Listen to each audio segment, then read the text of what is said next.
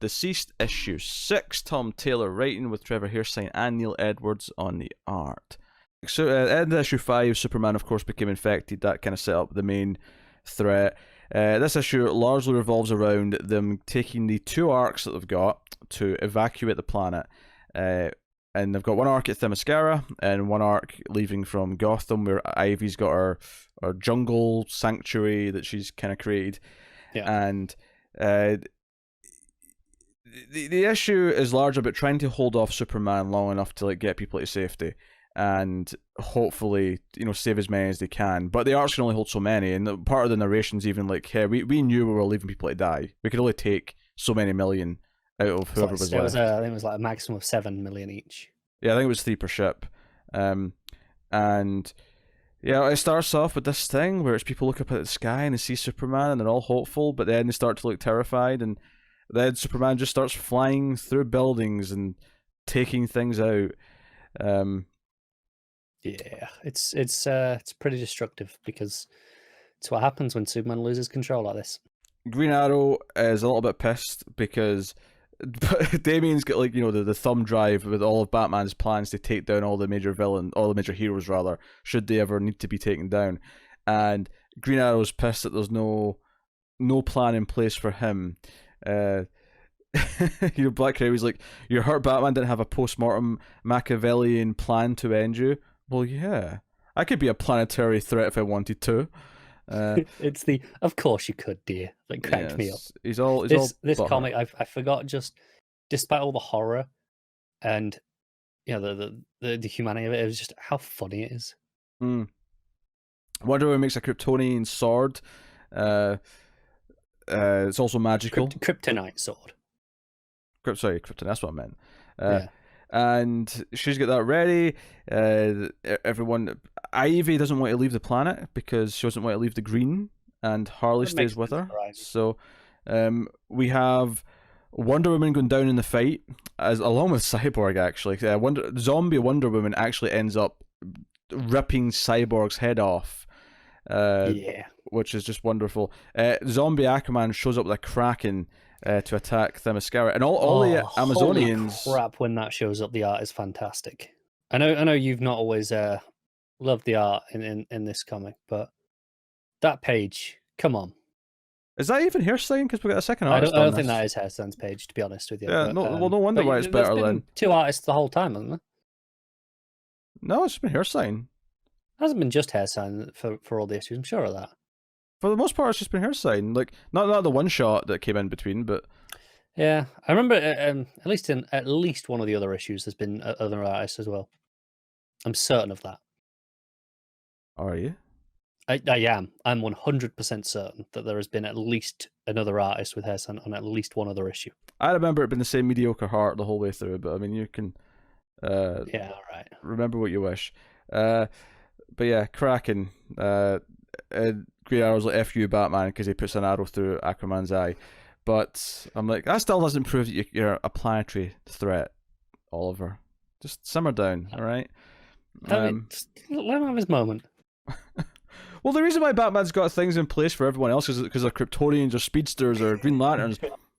Oliver's just a human. Yeah, but so's Bruce. Yeah, but we're comparing Batman to Green Arrow here. Come on. No, don't. Hey, the CW did it for 7 years. Only because they didn't have the rights to use Batman.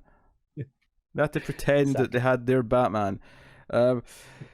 So, Cass is fighting with the Amazons. The Amazons basically sacrifice themselves so that the arcs can get away. Dinah's fighting Superman. Wonder Woman stabs him. But, the idea that Superman's been holding back all these years, he never unleashes his full strength. He just punches Diana, square in the stomach, and she just plummets to the ground, and that's her. She's gone. And Cyborg's like, I'm going to stay with her. And so the big dramatic thing here though is that the arcs are in space and Superman's coming after them, and there's this great thing because obviously we know Lois is narrating the story now, and she's talking about John, and John basically realizes that he's the only one who can really feasibly hold him off. Everyone else will be beat, but he can take him on. So he says goodbye to Damian as if he might not come back, and he's like, nope, it's time to go be Superboy. So yeah, we have this dark moment. But luckily, the entire Green Lantern Corps, who have not been on Earth, obviously show up. So one of the saddest parts of this whole story is that Guy Gardner actually somehow survives. It is not one of Guy Gardner, the hero we all deserve. He's not the one. He's not one of the ones that are deceased. Unfortunately, that's a crying shame. They're going to quarantine Earth. I'm pretty sure Tom Taylor loves Guy Gardner, and that makes everything better. Well, no one's perfect. So the Superman goes out of the sun because he's going to try and because basically Superman realizes that he can't win the fight against the entire Corps, so he flies in. The sun. He drains the sun. Yes. So yeah. But yeah, so when we come back to Cyborg and Wonder Woman, Cyborg's got the lasso wrapped around Wonder Woman so he can talk to the anti-life equation, and it's like, no, we can't be stopped. We're death. But she does say, I say she because it's not really Wonder Woman, but you know what I mean. It does say there was a cure technically, and he's like, what is it? Was it? He's like, what you're telling me that like we could have saved everyone, like people who we killed could have been brought back, and she's like, the cure is in you, because it came from him. There's something with him that could have saved everything. And he's like, oh, the arcs, I have to get to them. I have to like try and fix this.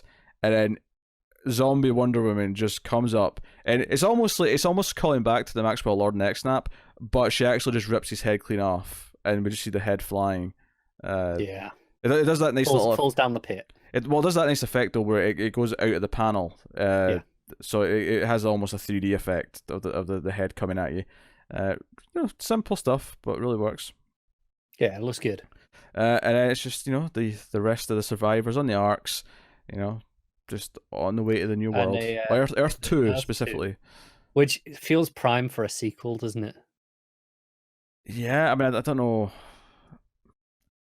It feels prime for something on Earth 2 with these characters. Yeah, not a zombie story. I feel like it would have to be something just completely different. No, it would be something completely different, but just kind of taking the situation from here. This, these are all the heroes left, and new planet. Let's go with a completely different style of story. Yeah, the final issue is pretty brutal again. I think my favorite moment was the idea that John realizes he's the one who has to go and fight him because he's the only one who can feasibly survive and win. It's pretty great. So, no, it's kind of neat how it used characters from modern DC, but also had a lot of stuff from the past. It felt very all-encompassing in that sense. So, no, final issue was as strong as the rest. Very quick and easy read. Like I say, art's not great, but yeah, I like the art a lot more than you do, but I have done the whole time. Yes. Yeah, that was pretty much it. I don't have a whole lot to. It's a pretty not by the numbers conclusion, but it does kind of what you expect with, there's no major twists or turns. By that is what I mean by that. It's not completely unpredictable, but it still has, more deaths that the series has kind of made its signature. The heart-wrenching moments. It's got the comedy beats still in there. It's been more of what you expect from the book, but with a conclusion. Well, we do have to mention that we had that conversation about who's an A character and a B character, and it is worth mentioning every single A character is dead. Like no A characters made it out of this. Right up to the end, Wonder Woman went down. Yeah, and she was the last one standing. We already lost Superman. We already lost Batman. It is. And it very much feels like a next generation kind of at the end where you've got John and Damian there right at the forefront. Yeah. So it kind of feels like, okay, there is a next generation of A-listers there. And Green Arrow's just like, this is secretly really good because now I'm an A-lister. Yeah. He's definitely thinking that. Just by default. What happens when you take out the A-list? Well, the B-list becomes the A-list, so therefore I'm in charge. It's all coming up, Ollie. Yeah, somehow Oliver survived. I feel like Tom Taylor's a Green Arrow fan, and that's why. Like he made sure Oliver survived because he's always getting kind of dumped on a little bit. Giving him that moment, like shooting Aquaman and being like "F you, Batman." He's definitely a fan. Yeah. What are you rating the book? I'm gonna give it a 9 for just being a fantastic conclusion. Yeah, even if it didn't shock with anything. I don't know if we go that high. I'll give it an 8. Mainly if the art was better. I think the emotional beats hit very well. Both Cyborg's death, John standing up to his father, or his zombie father, all that stuff worked for me. Yeah, but, yeah. I think I actually like the art more in this issue than any other that are from the book. I think it's been the best. This was the best it's been. Did Matt not leave you any thoughts? Oh, he did. You're right. He emailed me. Very right. He gave DCeased an 8 out of 10. So it matches me. This story wrecked me, not sure about the ending, and if Taylor is leaving it open for more stories in this world, felt proper horrifying, and I'm still glad I didn't read it digitally.